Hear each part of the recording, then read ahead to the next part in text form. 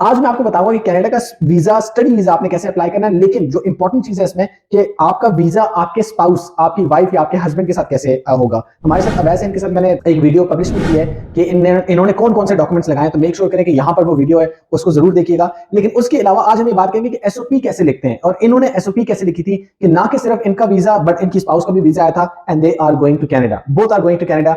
It's important कि इनकी SOP में जो इन्होंने मुझे बताया कि इन्होंने 2 एसओपीज लिखी थी, एक क्यों नहीं लिखी थी, 2 क्यों लिखी थी। थोड़ा सा Awais, thank you again for giving us this interview. थोड़ा सा बताएं कि आप पाकिस्तान से हैं, अगर आपने वो वीडियो नहीं देखी तो वो जरूर देखें, क्योंकि इन्होंने डॉक्यूमेंट्स डिटेल में समझाए, और वो 20 डॉक्यूमेंट्स हैं, अराउंड 19-20 डॉक्यूमेंट्स हैं। इन्होंने डॉक्यूमेंट्स लगाए थे, 200 पेजेस बने थे, 200 प्लस डॉक्यूमेंट्स के पेजेस बने थे, और लेकिन एट द एंड चाहे वो 400 और 200 उनका वीजा आ गया और ये जा रहे हैं कनाडा वाइफ के साथ। तो फर्स्ट ऑफ ऑल कांग्रेचुलेशंस।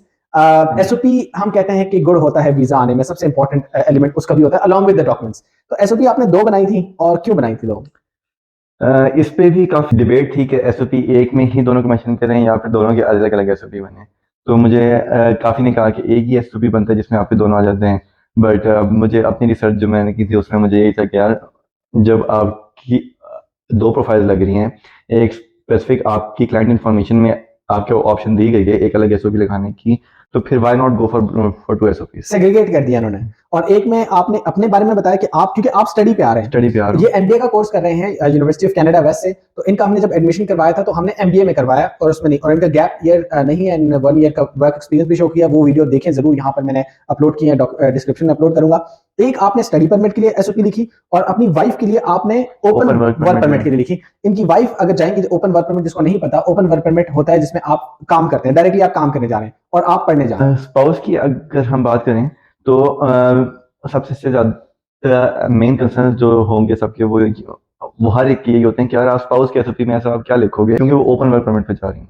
ठीक है, तो अब स्पाउस की एसओपी भी जस्ट लाइक मेरी एसओपी की तरह थी, कंप्लीट उनकी प्रोफाइल उसमें मेंशन थी, उनका वर्क एक्सपीरियंस, उनके लिए अपॉर्चुनिटीज़ क्या क्या हैं कनाडा में जाके, और उनकी फील्ड रिलेटेड उनको वहाँ पे कौन कौन सी जॉब अपॉर्चुनिटीज़ मिल सकती हैं वो एक्सप्लोर करके वो साथ मेंशन की उधर।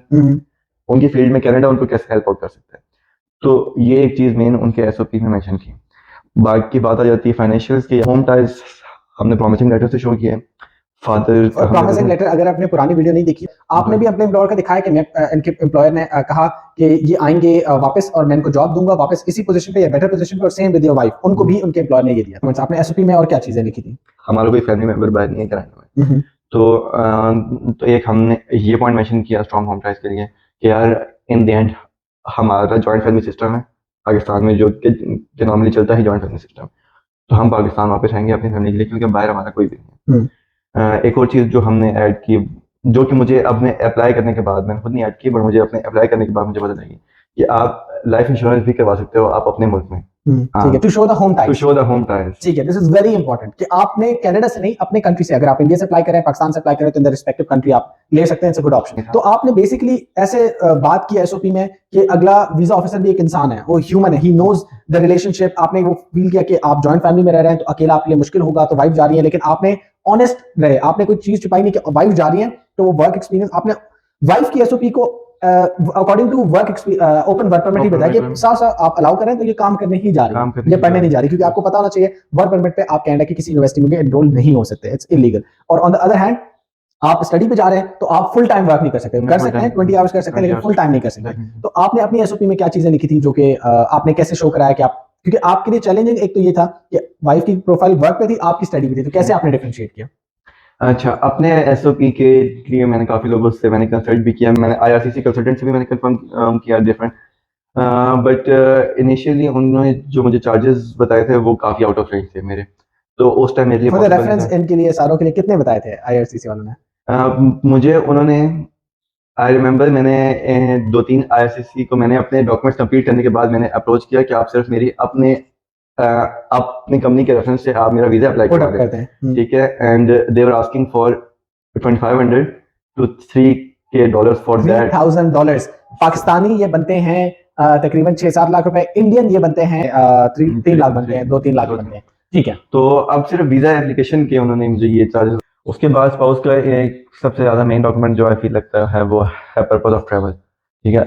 पर्पस ऑफ ट्रैवल में ये मैंने पहले हम दोनों के रिलेशन का, मेरा और मेरे स्पाउस का ये रिलेशन एसओपी के अंदर ही था, ये नहीं, अलग एक डॉक्यूमेंट अलग एक डॉक्यूमेंट है, पर्पस ऑफ ट्रैवल। तो ये एक मस्ट डॉक्यूमेंट है जो आपने लगाना ही लगाना है। ठीक है। तो उसमें मैंने पहले हम दोनों के रिलेशनशिप को थोड़ा सा एक्सप्लेन किया, इसमें हम फिर उसके बाद जो हमारी लव स्टोरी थी, तो उस पे मैंने ए टू जी मेरे जितने इवेंट्स मेरे पास थे, जिनका मेरे पास प्रूफ भी था, मतलब पिक्चर्स भी आपने पिक्चर्स लगाई? भी मेरे पास थी, तो मैंने वो 4 to 5 सिनेरियोज मैंने उसमें मैंने मेंशन किए। Over the period of time, start से हम कैसे मिले, फिर हमने अगर कहीं ट्रिप के साथ गए, यूनिवर्सिटी ट्रिप के साथ गए, तो वो हमने मेंशन किया। फिर उसके बाद हमारा निकाह कैसे हुआ, फिर हमारी एंगेजमेंट की जो पिक्चर्स थी वो एक पिक्चर लगाई, कितनी पिक्चर्स लगाई थी आपने? अराउंड 5 पिक्चर्स लगाई थी। और आई अज्यूम टाइमलाइन के बेसिस पे आपने लगाई थी कि आप Timeline के मिले basis वो पे। पिक्चर, और फिर ठीक है, जबरदस्त, जो भी इवेंट लिखा उसके साथ मैंने साथ मेंशन कर दिया कि सी पिक्चर 1 बिलो। अमेजिंग, जबरदस्त। तो In the रेफरेंस end, दिया जैसे हम यूनिवर्सिटी के असाइनमेंट्स लिखते हैं, आपने assignments- वैसे ही किया है, ठीक है। बिल्कुल ऐसा ही है। तो उसमें मैंने ए टू जी मैंने सारा बताया, और मैंने बताया कि यार क्यों मेरा मेरे स्पाउस के साथ जाना इज अ मस्ट। ठीक है। हमारा चर्च रिलेशनशिप जितना डीप होगा, उतना वीजा ऑफिसर को कन्विंस करना तो ज्यादा आपने कुछ चीजें छुपाई नहीं, कोई ट्रिक्स नहीं खेली, साफ साफ आपने साफ साफ। एक किस्म की वनरेबिलिटी शो की है। चले, पर्पस ऑफ ट्रैवल तो हो गया, इसके अलावा कोई और इंपॉर्टेंट चीज?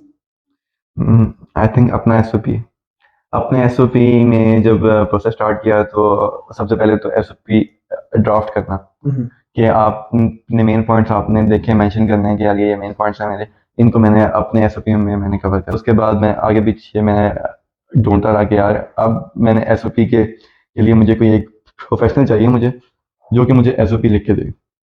अब एसओपी मुझे आपने एसओपी खुद लिखी और फिर उसको पॉलिश नर्चर करने के लिए आप किसी के पास गए? नर्चर करने के ठीक लिए है। गया, तो उन्होंने उसको फर्दर नर्चर किया, और फर्दर पॉइंट्स मुझे उनकी तरफ से भी प्रॉपर गाइडेंस मिली। उन्होंने भी मुझे गाइड किया कि यार ये पॉइंट्स हम इसमें और ऐड कर सकते हैं। जैसे कि कौन कौन सा पॉइंट्स? जैसे कि गिफ्ट डीड वाला उन्होंने मुझे बताया कि यार फादर की प्रॉपर्टी का आप अगर अच्छा, गिफ्ट आप डीड जो लेते हो, आपने जो ट्रांसफर करवाया वो आपने एक डॉक्यूमेंट उन्होंने आपको बताया, वो और gift और deed। क्या किया आपने? और उन्होंने through out strong home ties पे हमने साथ मिलकर वर्कआउट किया कि यार हम किस तरह से इससे स्ट्रॉन्ग कर सकते हैं। जबरदस्त। ठीक है। तो उसमें उनका भी था साथ, इनायत भाई और इनकी टीम भी साथ थी। तो बाकी कुछ इंटरनेट तो ऑलमोस्ट आपने वो तो मैंने छान मारा था सारा, तो मुझे जहां से जो पॉइंट मिल रहा था तो मैं वो ऐड करता गया। मैं यहाँ पर डेफिनेटली एक चीज ही बताऊंगा कि डॉक्यूमेंट्स वाली वीडियो अगर आपने देखी तो वो जरूर देखें। आपको मैं बताऊं, फॉल्स होप्स नहीं दूंगा, है मुश्किल, लेकिन जैसे अवैस आपने सारे डॉक्यूमेंट्स को अरेंज किया और इतनी खूबसूरती से वनरेबिलिटी शो करके आपने सारी चीजें शो कराई हैं, दिस इज अमेजिंग। इसलिए वीजा आना कोई मुश्किल नहीं है। आखिर में मैं बता दूं कि हमारी इनकी अवैस की प्रोफाइल में ये एक इशू था, अगर आपने पुरानी वीडियो नहीं देखी, कि इनको एडमिशंस सारे कंसल्टेंट्स ने आपको मना कर दिया था, तो हमने इनको एडमिशन डेफिनेटली लेके दिया था। इनकी यूनिवर्सिटी में आपको बता दूं, यूनिवर्सिटी ऑफ कनाडा बेस्ट थी। इनको एडमिशन ना के सिर्फ दिलवाया, लेकिन इनको स्कॉलरशिप भी दिलवाई।